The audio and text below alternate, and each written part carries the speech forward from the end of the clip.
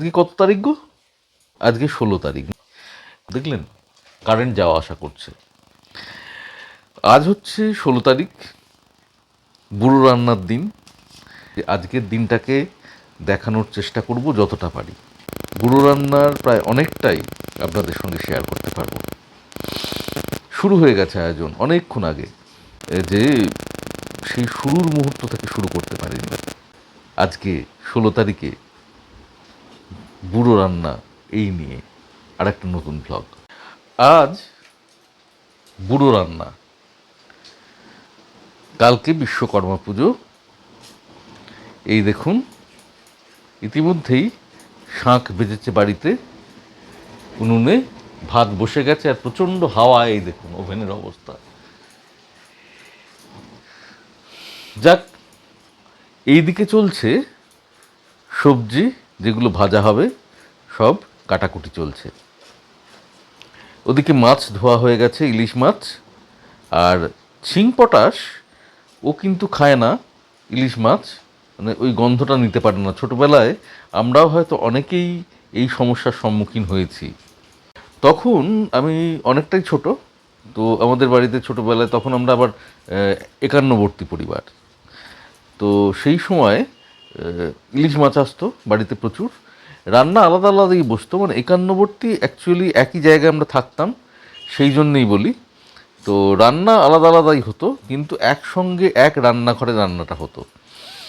এবং বাপিরা প্রত্যেকেই অফিস থেকে ফিরে মাছের বাজার চলে যেত, হাওড়ায় কালীবাবুর বাজার।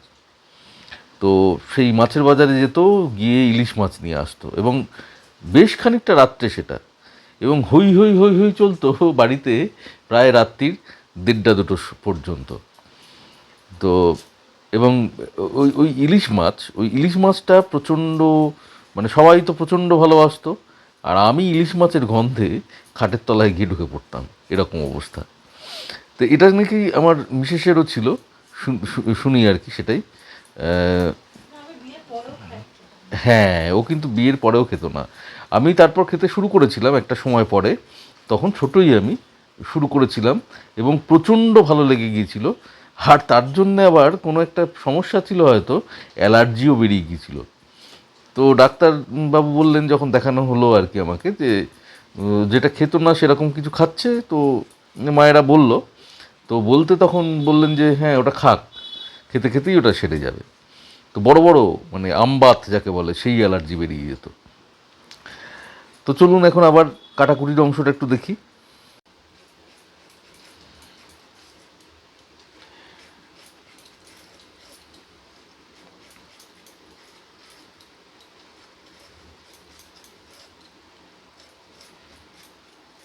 এখন পটল কাটা চলছে। তার আগে হয়ে গেছে এই যে কুমড়ো ভাজা, কাঁকরোল ভাজা, করলা ভাজা, বেগুন ভাজা, ওই পটল চলছে। মাছ ভাজা নিয়ে মোট 9 রকমের ভাজা হবে। আর ওইদিকে দেখুন, এই যে নারকোল রাখা আছে, নারকোলটাও কাটা হবে ছোট ছোট করে কেটে, সেটাও ভাজা। আর ওদিকে আছে ঝুড়িতে ঢেঁড়স। আর এই যে চালতা পড়ে আছে, চালতা দিয়ে চাপ চাপ করে, বলো। মসুর ডাল হবে, হ্যাঁ, আর আলু ভাজা, এখনো আলুটা কাটা হয়নি। হ্যাঁ, আলুটা কাটা। আমিও এখানে বসে পড়েছি, বসে বসে দেখছি কাটাকুটি। আর ওপর থেকে বাপি দেখছে, একটু আগেই দেখলেন আপনারা। এটা মানে কাচু আর চিংপটাশ একটু ঘুমিয়ে পড়েছে, ছোট্ট মানুষ জোর করে, মানে যাতে রাতে একটু জেগে থাকতে পারে। জোর করে ঘুম পাড়ানো হয়েছে। কারণ নাহলে রাতে জেগে থাকতে পারবে না, একটু রাত হতেই পারে, কারণ এখন কাটাকুটি। বিরক্ত করবে, হ্যাঁ, কেন আর ওটা কেন। আজকে বলছে নারকেলটা ওই এর মতো করে কুড়বে না, নাড়ুর মতো করবে না। আমি বললাম যে না, আজকে এইভাবে কোটা হবে। কেন? কেন কি বলবো, কেন? বাবা না ভীষণ ভীষণ করে। ওর মাথা এখনো পর্যন্ত ঢোকে না সব কিছু, পাগল করে দেয় আমাকে। এই যে ঢেঁড়স কাটা চলছে। আমি একা তো, আমাকে একটু তাড়াতাড়ি করতে হবে, কিন্তু পারছি না খুব একটা তাড়াতাড়ি করতে, একটু হাতটার সমস্যা হয়ে গেছে। মোটামুটি হয়ে গেছে কাটা, কেটে আলুটা কাটবো আর নারকেলটা একটু করবো। মেন ব্যাপার হচ্ছে চালতাটা। হ্যাঁ, এটা ব্যাপার। চালতাটা একটু, তবে ভাত হয়ে গেলে, চালতাটা করা হয়ে গেলে, ছেঁচা হয়ে গেলে আমি ডালটা বসিয়ে দেবো পাশে, একটা সমস্যা হবে না। অভ্যাস আছে, কিন্তু সেই 1 বছর আগের অভ্যাস। রোজকারে তো এত ভাজা হয় না, টুকটাক ভাজা হয়। আর চালটা বছরে একবারই খাওয়া হয়, এই ছেঁচার জন্য বড় ঝামেলা লাগে। তবে চালতার চাটনি খুব ভালো লাগে, মানে আখের গুড় দিয়ে চালতার চাটনি করলে দারুণ খেতে হয়। আমার দিদা, মানে আমার মামার বাড়ির দিদা আমাকে চালতার আচার করে পাঠাতো, আমি খুব ভালোবাসতাম চালতার আচার। তারপরে পাকা আমড়ার আচার, তেঁতুলের আচার, সবই মিষ্টি, কিন্তু এগুলো আমার খুব প্রিয়। আচার জিনিসটাই আমার খুব প্রিয়, আমার খুব ভালো লাগে। আমার দিদা বয়েন ভর্তি করে করে চালতার আচার, কুলের আচার শীতকালে, তারপরে এই সব আচার পাঠাতো আমাকে খুব।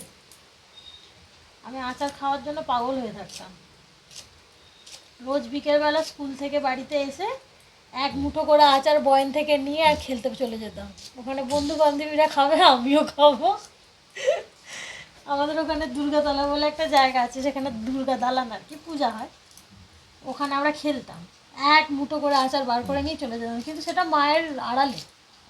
মা একটু শুতো, আর আমি আস্তে আস্তে ব্যাগটা রাখতাম, রেখে ভাত খেতাম না, একটুখানি কিছু খেতাম, খেয়ে আস্তে আস্তে বয়েন খুলে যে কোনো একটা আচার 1 মুঠো বার করে নিয়ে, আর আচারের কৌটো বন্ধ করতে পারতাম না, খুলে রেখে দিয়ে চলে যেতাম। মা বুঝতে পেরে যেত পরে আচার নিয়ে গেছি বলে। ও মোটামুটি 1 বয়েন আচার 1 সপ্তাহ থেকে 1.5 সপ্তাহ যেত, বেশি যেত না, সাফা করে দিতাম খেয়ে।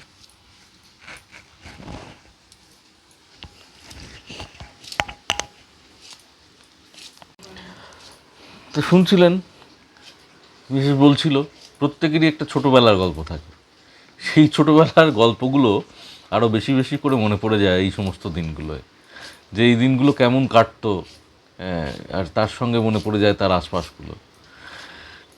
এই দিনগুলো আর কি বিরক্ত করতাম আমার জেঠিমাকে।